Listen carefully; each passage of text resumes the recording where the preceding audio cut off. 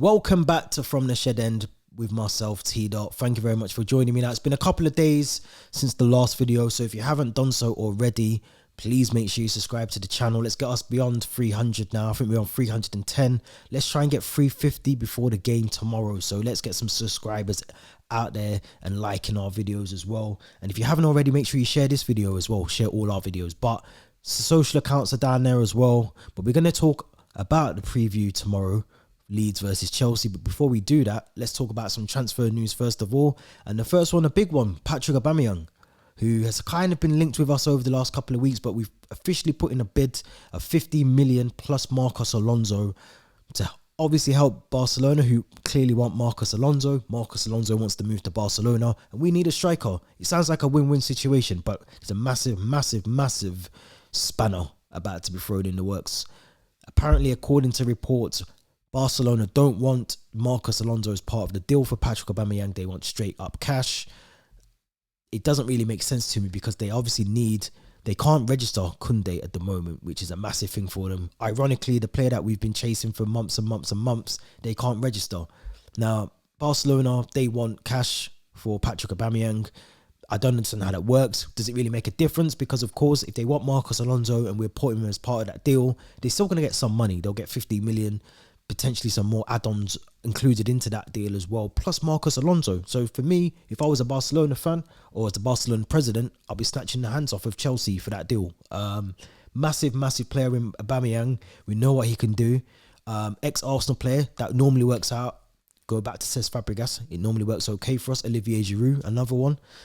So I'm not really against Patrick Aubameyang coming to the club. I think he's a goal scorer. I think I said on the podcast or another podcast that, you know, something clearly happened between him and Mikel and Arteta at the club, which is why he left. And to be honest, I think he's a really good goal scorer, and that's exactly what we need at the club. If you go back to the Everton game, even the Spurs game last weekend, where we were definitely robbed, which we haven't actually touched on, we're going to do that soon as well. Yeah, it doesn't really make sense to me. I'm confused as to why. You know, people are saying that he's washed up or he's past his best. He's 33, I get that, but he still knows where the back of the net is. You look at someone like Jamie Vardy, who still can score goals as well, and he keeps himself in relatively good shape. He's not very rarely injured, I think, whilst he's been at Barcelona. So, you know, he's a good player, and I think if you can bring him in, whether that's straight cash or we include Marcos Alonso, I think eventually there's going to be some sort of negotiations and deals done. I believe there was a meeting last night between representations. Personal terms for Aubameyang are not meant to be an issue for Chelsea. So, of course, if we can get this fee resolved with Barcelona, I'm pretty sure he'll become a Chelsea player over the next couple of days. And I think the Athletic and some other reliable sources are reporting on this. So I would say that it's more of a yes than it is a no at the moment in terms of Patrick Aubameyang coming to the club. Let's see how that one pans out. But let's move over to Wesley Fofana, another player who, when you look at it now, we do kind of need at the club. I mean, we've still got Trevor Chalobah on the books as well, who I believe is very heavily linked going to some clubs across Europe, and some clubs in England are still looking into Trevor Chalobah on a loan deal, a season's loan deal. I think it's really harsh on Trevor Chalobah because I think he's actually proven that he deserves a spot in that team, whether it's a sort of bit part in terms of coming on as a sub or coming into the cup games or some Champions League games. But he's definitely a player that I think has proven that he can play, you know, big games for Chelsea. He's done that in the Champions League. He did it against Liverpool where we drew 2-2. He's still learning, of course, but I still think he's someone that would develop potentially more within Chelsea. Now, of course, Trevor Chalobah wants to play first team regular football all the time, so you can understand why he wants to move away to guarantee that he's going to be playing week in, week out, which is understandable. But I just think, you know, to help his development, I think he'd be better suited, very much like Broja, very much like Gallagher at the club, amongst players that he's going to potentially be playing with over the next couple of seasons as well. But in terms of Wesley Fofana, you know, Brendan Rodgers has confirmed that he won't be in the squad this weekend. So I think that kind of tells you that his head's clearly not in the right frame of mind to be playing football. You know, he after his last match, he kind of went over to the Leicester fans almost as a goodbye, and you know, went over to applaud them as well. So you have to think this is potentially a deal that again, is more of a yes than it is a no. It looks like it's going to happen. It's just, I suppose, a case of when will it happen? When will we see, Wesley Fofana as a Chelsea player? I think that the fees that I'm hearing, close to 90 million. Yeah, I mean, it's crazy. It's crazy. But in terms of what I've said on previous videos and previous podcast episodes, we're at a point now where we, clubs know that we need these players, and they're not afraid to put us our backs against the wall and basically bend us over, so to speak, so they'll gladly do that, and they'll gladly make sure that they can get every penny out of us before they agree a fee. So Leicester, they've done it to us before. We've done the drink water. Some of them worked in terms of N'Golo Kante, who we'll talk about shortly in a minute. But I think with Wesley Fofana, I think he's a really good defender. Is he 90 million pounds worth? Probably not. But again, in the grand scheme of things, transfers are transfers, and it's not my money that's being used to pay for them. So, I'm not really too concerned about that. But in terms of what he brings to the team, I think he'd work well with the defenders that we already have at the moment: Cucurella, Aspie, Reece James, Koulibaly, Thiago Silva as well. I think he would come in and definitely learn a lot more from the likes of Koulibaly, the likes of Thiago Silva, and we do need that final third centre back of that quality as well to kind of play that role. And I think that's the difference between Trevor Chalobah, who is still learning, and someone who you've got in Wesley Fofana that can potentially just slot into that team and do the job that we need him to do as well. So the fees definitely over the top. It's a bit more astronomical than it needed to be. But if we can get this deal done, it looks like it's going to happen, because he's clearly not. It almost looks like Brendan Rodgers is resigned to the fact that he's losing him. He's clearly not in the squad for Leicester this weekend as well. That kind of tells you that he's on his way to Stamford Bridge. Let's just say he's on his way to Stamford Bridge. But let's talk about some injuries that Thomas Tuchel touched on in the press conference yesterday. Obvious one, N'Golo Kante, I think he confirmed will be out for 4 to 6 weeks with a hamstring injury. Now, this is quite worrying as Chelsea fans, because we got to see a lot of this for N'Golo Kante last season. Injured throughout the season quite a lot, and you do expect, because of the role that he plays, you've got to remember he's one of these players that constantly is running around, constantly working 90 minutes plus sometimes, throughout games. He doesn't really have that much of a rest in terms of rotation in the squad. So he's one of these players. He's aging as well. You have to remember he's been doing this for years now. He's done it for Leicester. He's done it for us for a couple of years now. So eventually that takes its toll on you. And I think once you get those kind of hamstring injuries, those similar injuries, reoccurring injuries for the hamstrings, your hamstrings are finished. They only last for so long. So I think he's at that point now where I'm surprised that we haven't tried to move on Jorginho or Kante this window, and maybe bring in a Frenkie de Jong, who I still think, based on now the fact that we might maybe see Conor Gallagher playing in that pivot with Jorginho this weekend. I'm kind of concerned that we haven't tried to attempt to get de Jong in again, or a centre mid or a defensive midfielder. We need someone that can do that. Obviously, Ruben Loftus-Cheek can play there. We know Ampadu can play there as well. Again, Trevor Chalobah can play in that role as well. But Frenkie de Jong brings you that bit more experience, that bit more level up in terms of a midfielder. So, shame about Kante. I think we're going to see a lot more of this for not just Kante, but for players who play those similar roles.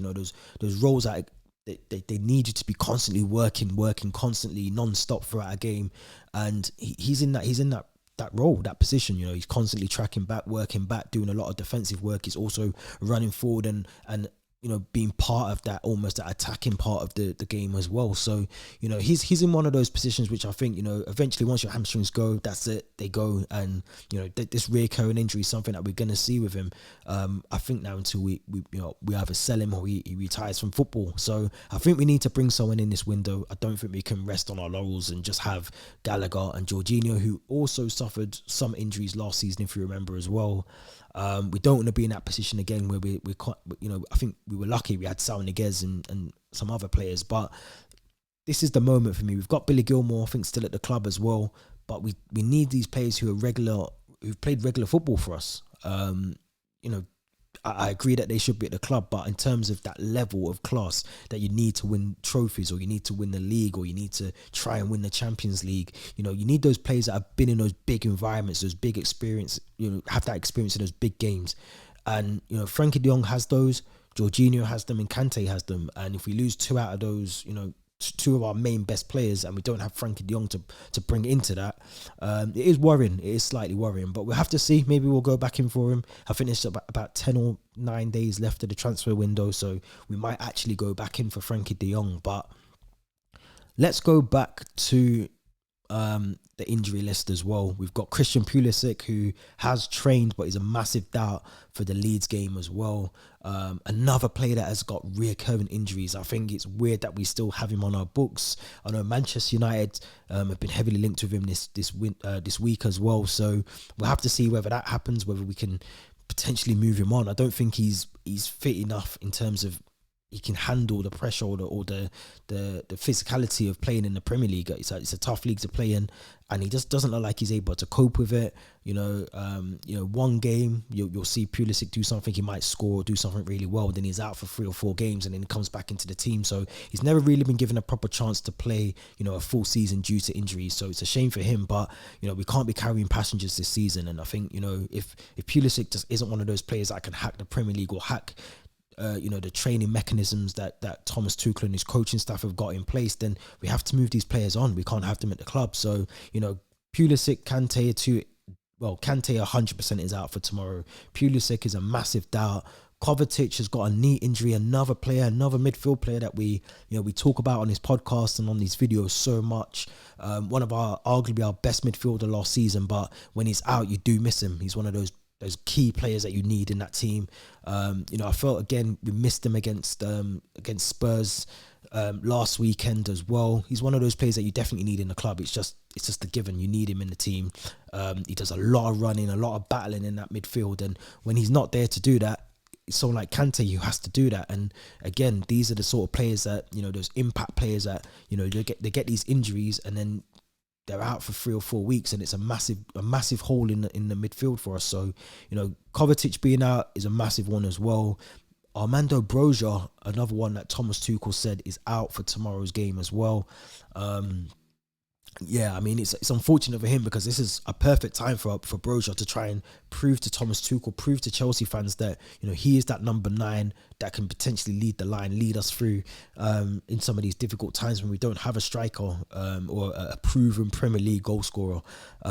Still indecisive about Broja. I think, you know, he showed signs that he can do well against Everton, and he obviously had done really well against Southampton last season. But I do think he needs a run of games to see what he can do.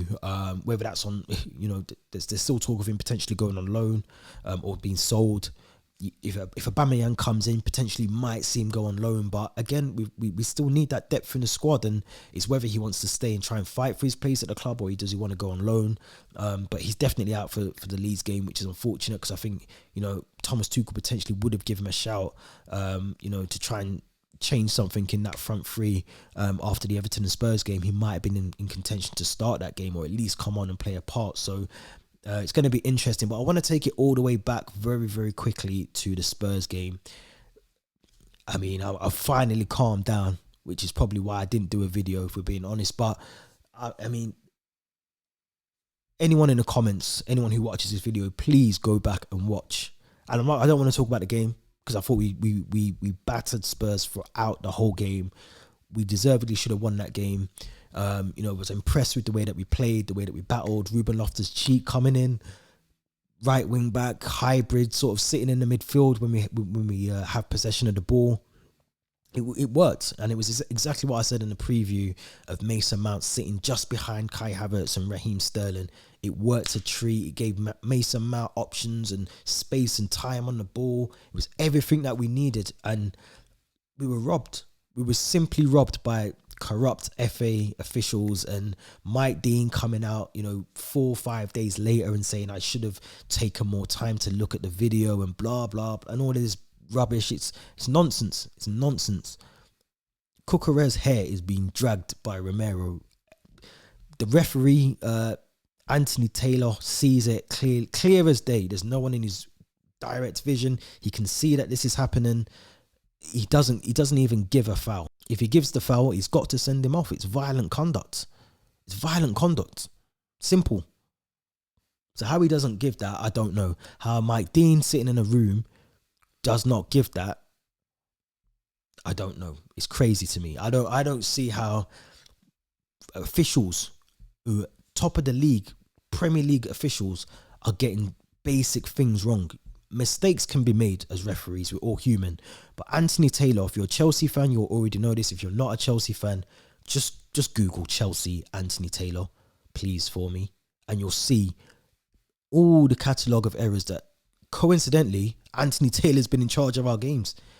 It's not something that Chelsea fans are using as an excuse or anything like that. You just have to go back, Google Anthony Taylor, please. Just Google him and put Chelsea next to Anthony Taylor's name and look at all the videos of all the things, all the mistakes. I think we're probably on number 10, 11 mistakes he's probably made as a referee in the Chelsea game. Got it wrong. It's just crazy. It's crazy. Oh, let's not forget Mike Dean, Spurs fan as well. But let's move on before I get carried away and talking about that. Now, we've got Leeds, massive game. We don't have the best of records at Ellen Road as well. Albeit we did win, I think 3-0 last. I think Romelu Lukaku actually scored a goal for us last season against Leeds. I think it was a Dan James early red card.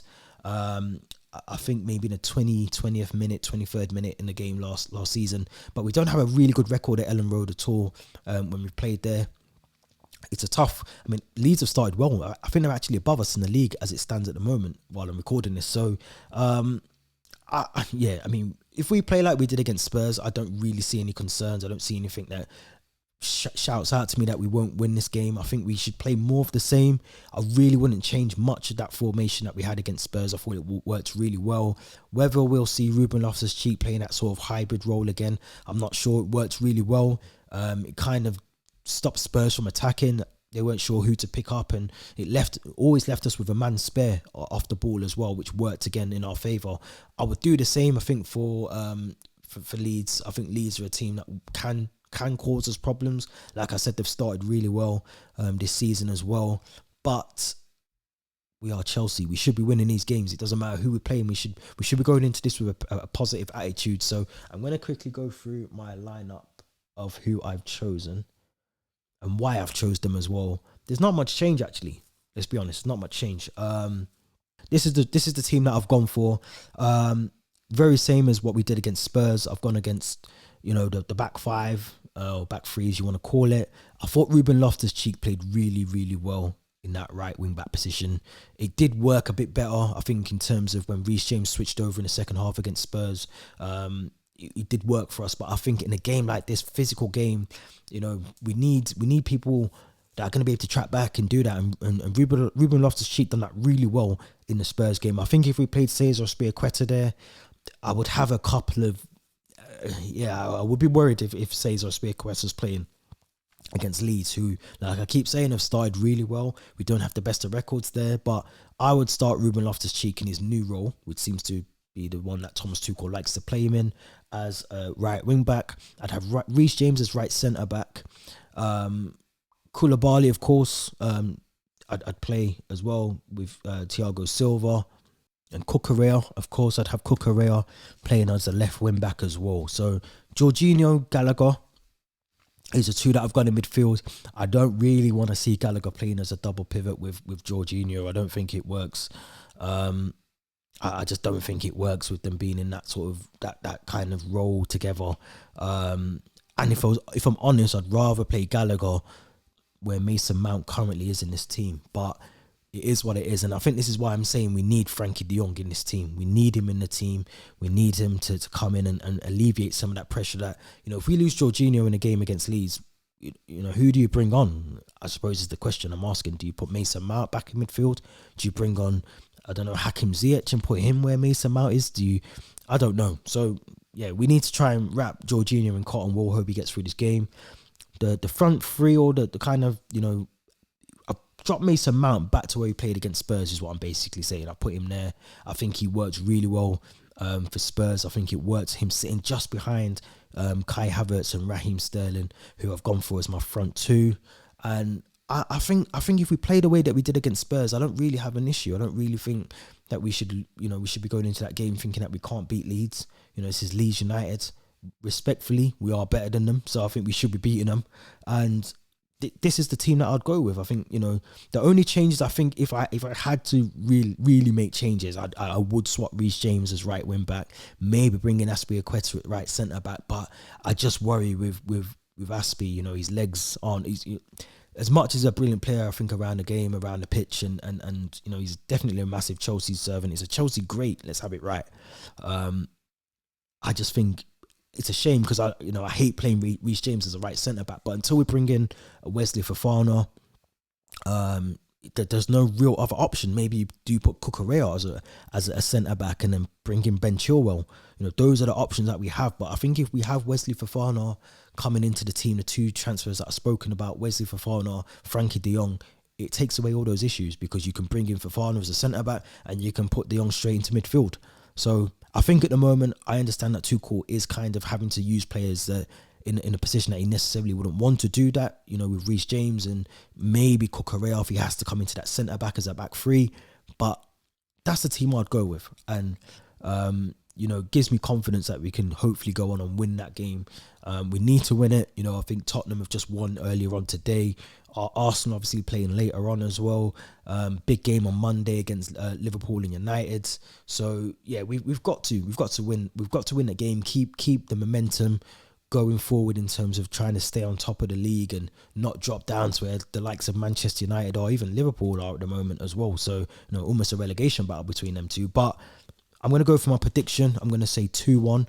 I do think we're going to concede. I think it's a ground that we struggle on a lot as well. Like I said, we don't have the best of records there. I think most of the games that we've played there have been high-scoring games as well.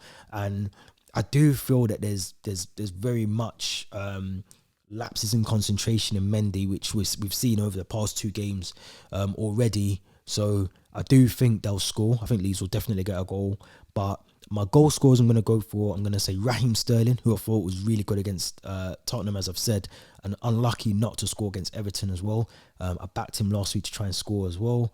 And I'm going to go for Cucurella, who I think in his press conference said that he wants to try and score as many free kicks as possible for Chelsea. So there's my two goal scorers, Cucurella and Sterling. Hopefully they both start and hopefully have a brilliant 90 minutes or however long they're on the pitch as well.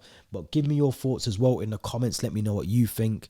This has been T.Dot. Do not forget to subscribe to the channel and give us a thumbs up, give us a like as well. Share the video with all your friends and all other Chelsea fans as well. And down below, you can see the social accounts as well. So this has been T.Dot. Until next time, stay safe and thank you very much for watching.